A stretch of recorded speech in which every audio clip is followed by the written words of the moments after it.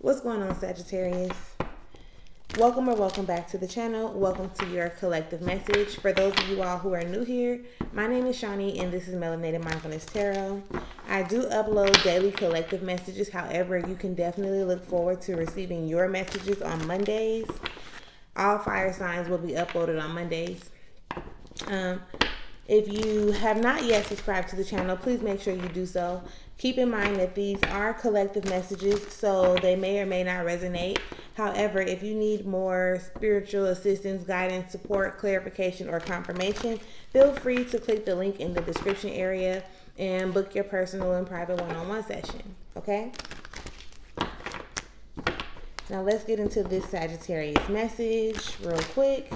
All thanks and praise to the Most High. You know our hearts being in the situation. Can you please give us the cards that we need in order for them to be able to receive this message with an open mind and an open heart? I also ask that you give me the words to articulate this message as best as possible. I also ask that you clear anything standing in the way of their clarification, confirmation, transformation, and healing at this time. Ashe, Ashe, Amen.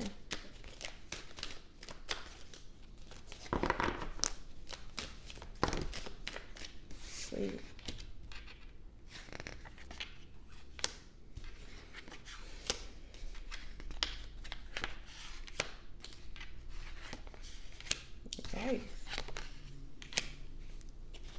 Okay. Sagittarius. Underneath it all, we have the Universe card. And this is pretty much like, okay, cycles are coming to an end. Things are closing off. You will be able to see things from a more high vibrational standpoint. You know, like it's clearing out the things that are standing in the way of your clarification, your confirmation, your transformation, and your healing at this time, okay? Yeah, so, and behind that, you got the Knight of Cups. So that's really like, okay, cycles are closing out, and now you're being able to realize what God, what spirit, what source, what the universe is actually offering you, right? Which goes into like a brand new start, right? Like a literally starting over in another way. So say for instance, you've traveled along a particular journey and now you get to the fork in the road. So it's not like you have to go back and start again. It's more so like, okay, I'm right here. Now I have to choose a new path to go on. Excuse me. I don't know who energy I just fell into, but let's get into it. What's behind that? And when you are like starting off on this path, this new path, don't be afraid, right? Like just move forward. Just constantly keep on moving forward because you are going to make it through, regardless of what it seems like on the surface. But again, that was just underneath it all, Sagittarius. Let's get into the cards that we have on the table real quick for you. First and foremost, let's start with this one. This one comes out first. This is the Prince of Cups. So this is really telling me like, all right, now it's time for you to really start peeling back the layers of yourself. Like, how did you become who you are right now today? What shape, like, how can I say that? What molded you, right? Like something has shaped you into being who you are, who you become today, right? And maybe a lot of your emotional things that you're not allowing yourself to really identify and process through is keeping you from being able to tap into the happiness and the fulfillment that you actually want to experience, right? But that's just an indicator that there are certain things that are blocked. And the only way for you to be able to remove those blockages is to peel back the layers of yourself and really identify like why you react and respond, why you feel some type of way, like what is this telling you, right? Where did these emotions that you hold on to, where did they come from? Because again, with this Ten of Cups coming in reverse, this Ten of Cups is pretty much like, I'm not satisfied. Like, and yeah, you may be cool or maybe even content, maybe even complacent, but in all honesty, you know that you desire to experience more, right? And it becomes confusing in a sense, and I can understand that as well. And I'm saying that it becomes confusing because you do have the Two of Swords, right? So like whether it's the pros or the cons, listen, how can I describe that? Nothing is ever like good or bad. It just is what it is. And whatever it is pretty much what it needs to be in order for you to be able to learn and or grow from the experience at hand, right? But we not really taught how to do stuff like that. We're taught to overthink. We're taught to hold on to the thoughts or the memories associated with past experiences and stuff like that. We're taught to be distracted at the end or the beginning of the day, right? Like you're taught to be distracted by the fears, the limiting beliefs, the drama, the dysfunction, the chaos, which again puts you in the reverse when it comes to the hermit and being able to really tap into the light that is within you, right? And this is, again, it's not a bad thing. It's really just like, okay, I need you to become more aware. Because sometimes you do things on the surface and you think like, oh, this is what I want to do because this is what I want to do. When in all honesty, it's not really what you want to do. It's what you've been conditioned to believe that you want to do, which may sound confusing, but I hope you understand, right?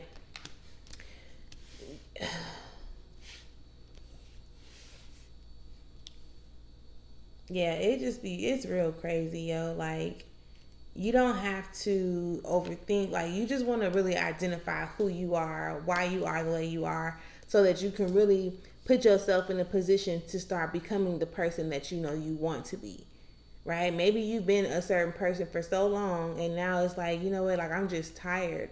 And sometimes when you be tired, you don't even realize that you be tired because this is what you're used to. This is what you have normalized. So now you've just accepted this as your reality and you haven't put yourself in a position to see things from a more high vibrational place or a high vibrational space. And it could come with a lot of like interfering, right? Like this one, the Eight of Swords, is talking about a mental interference. So when you're presented with a problem, yes, when you're presented with a problem, it's like you're more so focused on the problem than the solutions. And the reason is because when the solutions start to present themselves, they seem so small, right? They seem so much smaller than the actual problem. So when God, Spirit, Source, Universe gives you these ideas, right, to open you up to the solutions, you're only looking like you like, no, like that's not gonna work. That's not. This problem is too big for that. Excuse me.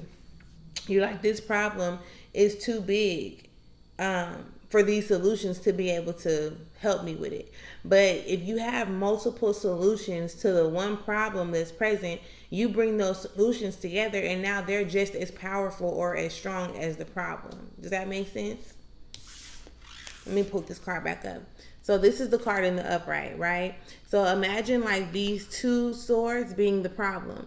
And of course, when you're given these smaller swords, you're like, nah, these small swords are not going to withstand the strength or, the energy of the two big swords, right? But when you put them all together and you become creative, you find a way to make it work for you, Now, need I say, all of these cards outside of the Prince of Cups are in reverse. So there is a lot of resistance and really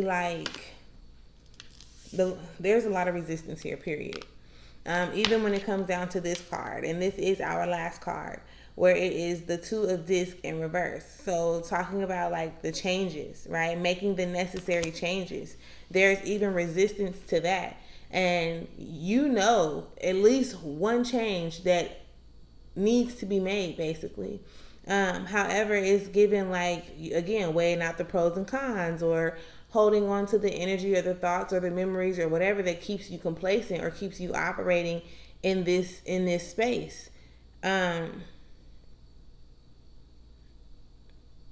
Growth is inevitable. I want to say that, definitely. Like, growth is inevitable. And even how can I describe this? Because they're saying like you don't even recognize how much you've grown through where you've grown from, right? So that can definitely be a start. Recognizing how much you've grown through what you've grown from, if I'm saying that right again. because you're not the same person that you were. But it's almost like you're fighting to hold on to the person who everybody knows you to be, even though it's not working for you. Like it's not a happy place. It's not an emotionally fulfilled place. So this is why they're saying like you want to get back to why you feel the way you feel, why you react and respond, why you hold on to certain things. Like this is all a part of you peeling back the layers of yourself.